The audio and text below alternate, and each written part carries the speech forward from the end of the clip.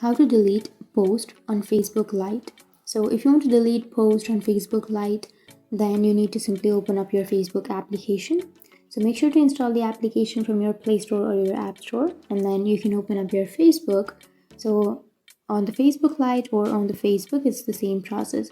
So you need to simply open up your Facebook and you can log into your account. Once you've logged into your account, now you can go for the upper right, which will have the three bar icon. Tap on the three bar and then you can simply go for your profile.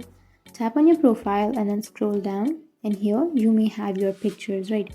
So you may have your post. So if you want to delete a post on Facebook, then you need to simply choose the post that you would like to delete. So for example, I'll be choosing this one. So if you want to delete this, tap on the picture, and once you've chosen, you can go for the three dots, which will be on the upper right.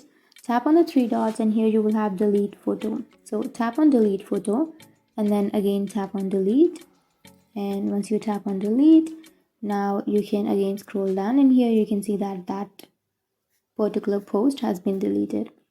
So that's it. That's how you delete your post on Facebook Lite. And if you have any questions, feel free to comment below. Thanks for watching.